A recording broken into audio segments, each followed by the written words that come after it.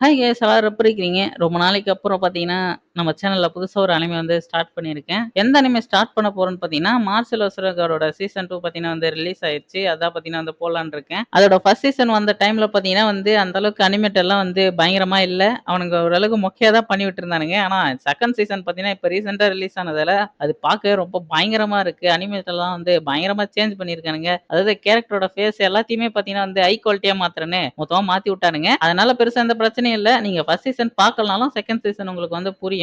அப்படி நீங்க பார்க்கணும்னாலும் சேனல்ல பார்த்தீங்கன்னா, லாங் வீடியோவா இருக்கு. அத போயிட்டு பார்த்துட்டு வந்துருங்க. ஃபர்ஸ்ட் சீசனோட ஸ்டோரி பார்த்தீங்கன்னா வந்து பெருசா ஒண்ணும் இல்ல. ஹீரோ பார்த்தீங்கன்னா வந்து ஒரு அகாடமில ஜாயின் பண்ணுவான். அப்ப அந்த அகாடமில இருக்கிற ஒரு பெரிய ஸ்டூடண்ட் கிட்ட பிரச்சனை பண்ணிக்குவான். அந்த பெரிய ஸ்டூடண்ட் பார்த்தீங்கன்னா வந்து ஹீரோவ சவாலுக்கு விட ஹீரோவும் ஓகேன்னு அக்செப்ட் பண்ணிக்குவான். அது மட்டும் இல்லாம ஹீரோவோட ஃபேமிலிய பார்த்தீங்கன்னா, அந்த ஸ்டூடண்ட் பையன் வந்து ஆள வச்சு காலி பண்ணிருவான். அதனால ஹீரோக்கு செம கடுப்பாயிரும். ஹீரோ பார்த்தீங்கன்னா, கடைசியா அவன வந்து முடிச்சு கட்டிருவான் அந்த சவால்ல. அதுல பார்த்தீங்கன்னா, ஃபர்ஸ்ட் சீசன் வந்து முடிஞ்சுச்சு. செகண்ட் சீசனோட ஸ்டார்ட்டிங்ல இங்க இருக்கிறதுல எந்த செக்ட் பெரிய செக்ட் அப்படி சொல்லிட்டு ஒரு காம்படிஷன் வந்து நடக்குது. அது எப்பயுமே வந்து நடக்கிறது தான். அதுல ஜெயிக்கிறவங்க தான் இந்த இடத்துலயே வந்து நம்பர் 1 செக்ட். அப்போ ஒருத்தன் என்ன சொல்றான்னா, இந்த உலகம் வந்து என் கையில ஒரு நாள் வந்து அழியப் போகுது. அந்த நாள் அப்ப நான் லவ் பண்ற அந்த பொண்ணு வந்து இறந்து போயிருவா. அது கூடயே உங்க எல்லாருக்கும் சேர்த்து வச்சு சமாதி கட்டிருவேன். அப்படி சொல்லிக்கிட்டு இருக்கான். அப்ப இன்னொரு பொண்ணு வாய்ஸ் வந்து கேக்குது. டேய் எழுந்துர்றா எழுந்துர்றா என்னடா பண்ணிக்கிட்டு இருக்க அப்படின்னு. பார்த்தா நம்ம ஹீரோவோட மைண்டுக்குள்ள தான் பார்த்தீங்கன்னா, அந்த வீடியோலாம் ஓடிட்டு இருந்திருக்கும் போல. ஹீரோ பார்த்தீங்கன்னா வந்து அந்த காம்படிஷன்ல கலந்துட்டு சண்டை போட்டுக்கிட்டு இருக்கான். சண்டைக்கு நடுவுல பார்த்தீங்கன்னா, அந்த மாரி டிஸ்ட்ராக்ட் ஆயிருக்கான். ஹீரோ கூப்பிட்டு எழுப்பிவுட்டா இல்லையா, அந்த பொண்ணு வேற யாரும் கிடையாது. ஃபர்ஸ்ட் சீசன்ல ஹீரோ உடம்புக்குள்ள ஒரு பொண்ணு இருப்பா பார்த்தீங்களா, அதே பொண்ணு தான். இப்பயும் ஹீரோ உடம்புக்குள்ள தான் இருக்கா. என்ன ஒண்ணு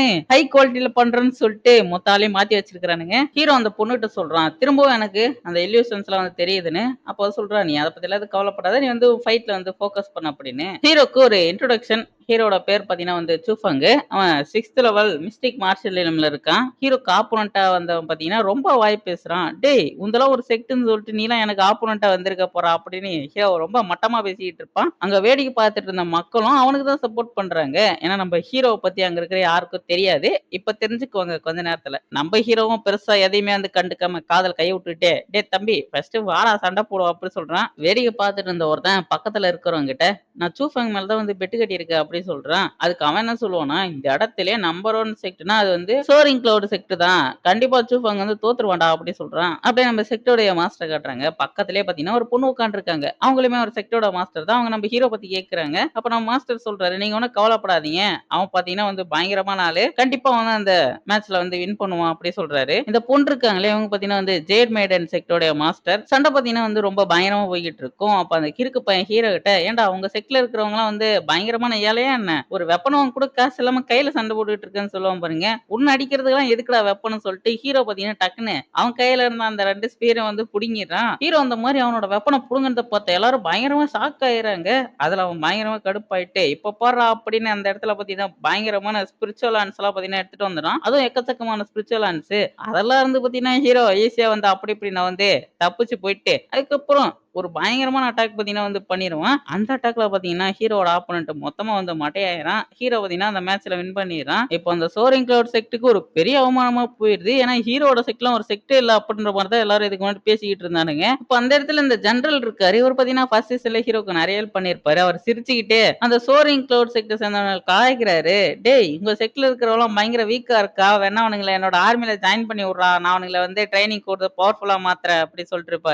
இதெல்லாம் கேட்டு பார்த்தீங்கன்னா, இந்த சோரிங் கிளவுட் செக்ட்டோட மாஸ்டர் பயங்கர டென்ஷன் ஆயிர்றான். அவன் பக்கத்துல இருக்கிற ஸ்டூடண்ட்ட கூப்பிட்டு, "இப்ப தோத்தான் இல்லையா? அவன் கதைய முடிச்சு விட்றா" அப்படி சொல்லிர்றான். அவனுங்க செக்ட்ட சேர்ந்த ஸ்டூடண்ட்டா இருந்தாலும் எந்த பாரபட்சமும் காட்டாம அவன போட்டு தள்ளுறானுங்க. எனக்கு இன்னொரு வாய்ப்பு குடுக்க சொல்லி பார்த்தீங்கன்னா, அவன் வந்து கதறுவான்.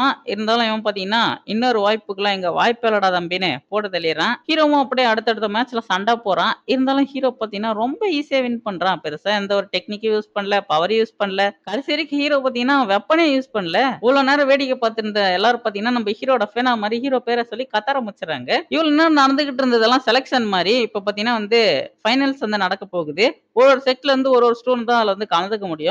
அதுல எந்த செக்ட் வந்து வின் பண்ணுதோ அவங்க தான் வந்து பவர்ஃபுல்லான செக்ட். இப்ப அந்த சோரிங் கிளவுட் செக்ட்ல வந்து பாத்தீங்கன்னா, ஹீரோவுக்கு ஆஃபர் குடுக்குறானுங்க. "நீ வந்து எங்க செக்ட்ல வந்து சேர்ந்துக்கோ" அப்படின்னு. அந்த சோரிங் கிளவுட் செக்ட்ல இவன் தான் பாத்தீங்கன்னா பவர்ஃபுல்லான ஸ்டூடண்ட் போல. அவன் ஹீரோ கிட்ட வந்து, நீ என்னோட அல்லக்கையா ஜாயின் பண்றதுக்கு உனக்கு எல்லா தகுதி இருக்குடா. நீ மட்டும் எங்க செட்ல சேர்ந்துட்ட, எனக்கு ரைட் ஹேண்டாவோ, லெஃப்ட் ஹேண்டாவோ இருக்க முடியும்." அப்புறம் மாரி சொல்லுவானா, அப்ப ஹீரோ வந்து, "டேய் யார்றா அவன்? டேய் ஓட போடா." அப்படின்ற மாரி வந்து பார்த்தீங்கன்னா, மதிக்காம அங்கருந்து போயிட்டே இருக்கான். அதுல பார்த்தீங்கன்னா, அவனுக்கு கொலை காண்டாயிடுது. உடனே அவனோட மாஸ்டர் கிட்ட, அதான் செக்ட் மாஸ்டர் கிட்ட போய் ரிப்போர்ட் பண்றான். அந்த ஃபைனல்ல கலந்துக்க இருந்த மத்த எல்லா செக்ட்டோட ஸ்டூடண்ட்ஸையும் பார்த்தீங்கன்னா, இவங்க செக்ட்டோட அவன் ஜாயின் பண்ண வச்சுட்டானாமா. ஆனா நம்ம ஹீரோ மட்டும் ஜாயின் பண்ண மாட்டான்னு சொன்னான் இல்லையா? அத பத்தி வந்து சொல்றான். அப்ப அந்த செக்ட்டோட மாஸ்டர் என்ன சொல்றான்னா, அவனுக்கு நம்மள பத்தி வந்து புரிய வைப்போம். அவனுக்கு நம்ம யாருன்னு காட்டுவோம் அப்புறம் மாரி சொல்றான். அப்புறம் அவன் அங்க இருந்த மாஸ்டர்ஸ் கிட்டலாம் என்ன சொல்றான்னா, அவங்கவங்க செக்ட்ல வந்து பவர்ஃபுல்லான ஸ்டூடண்ட்ஸ் இல்ல பவர்ஃபுல்லான செக்ட் மாஸ்டர்ஸ் கூட இதுல வந்து சண்டை போடலாம். யார் அதுல வந்து லாஸ்ட்டா வின் பண்றாங்களோ அவங்க வந்து இந்த வருஷத்தோட பவர்ஃபுல்லான செக்ட்ன்னு சொல்லிட்டு அனௌன்ஸ்மென்ட் பண்ணுவோம்னு சொல்றான். சோரிங் க்ளவுட் செக்ட் சார்பா பார்த்தீங்கன்னா, இந்த ஸ்டூடண்ட்ட தான் பார்த்தீங்கன்னா அவன் இறக்கி விடுறான்.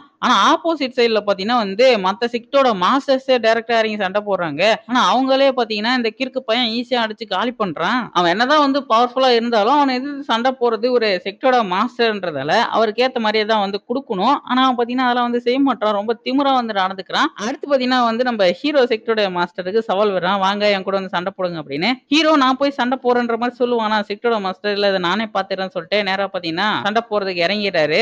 அவரு பார்த்தீங்கன்னா, வந்த உடனே ரொம்ப ஃபாஸ்ட்டா மூவ் பண்ணி அவரோட ஸ்வார்ட் யூஸ் பண்ணி அட்டாக் பண்றாரு. அதெல்லாம் அவன் தடுத்துட்டு, அவனோட ஸ்பீர் யூஸ் பண்ணி பார்த்தீங்கன்னா வந்து அட்டாக் பண்றான். அந்த அட்டாக்ஸ்லாம் அவர் தடுப்பாரு. அதிலேயே வந்து தெரிஞ்சிருது இவரோட அவன் தான் வந்து பவர்ஃபுல்லா இருக்கான் அப்படின்னு. அவர் நெறைய சோர்ட யூஸ் பண்ணி பார்த்தீங்கன்னா, அவன அட்டாக் பண்றதுக்கு ஆரம்பிக்கிறாரு. அவன் அதெல்லாம் தடுத்துட்டு அதுலருந்து தப்பிச்சு ஓடுவான். இருந்தாலும் இவரு விடாம அட்டாக் பண்ணிட்டே இருப்பாரு. சடனா பார்த்தீங்கன்னா, அந்த எல்லா சோர்டையும் வந்து தாண்டி வந்து இவர பயங்கரமா அட்டாக் பண்ணிர்றா. அவருக்கு பயங்கரமான பார்த்தீங்கன்னா டேமேஜ் ஆயிடுது. அத பார்த்து அங்க இருந்த எல்லாரும் பயங்கர ஷாக் ஆயிடுறாங்க. ஒரு செக்ட்டரோட மாஸ்டர் இந்த அளவுக்கு வந்து அட்டாக் பண்ணிட்டானே அப்படின்னு. அவரு அவரோட தோல்விய கூட அந்த இடத்துல ஒத்துக்கிறாரு.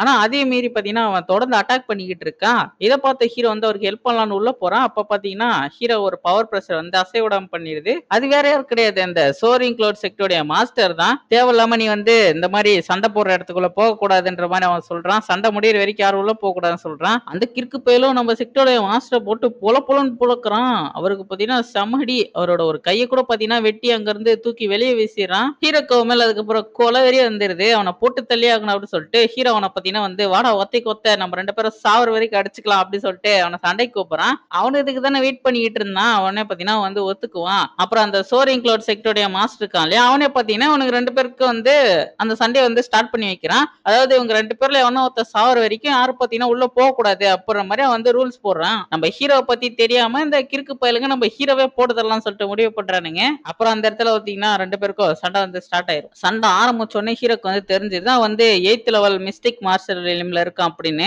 இந்த சண்டைய வந்து சீக்கிரமா முடிக்கணும். ஹீரோ வந்து இன்னொரு லெவல் இன்கிரீஸ் பண்ணணும் அப்படின்னு சொல்லிட்டு ஹீரோ வந்து ஒரு சீக்ரெட் டெக்னிக் யூஸ் பண்ணி ஹீரோவும் பார்த்தீங்கன்னா வந்து 7th லெவல் மிஸ்டிக் மாஸ்டர் ரிலிம்க்கு வந்து போயிடுறான். இத பார்த்த அந்த கிறுக்கு பயலுக்கு பயங்கர ஷாக்கா இருக்கு.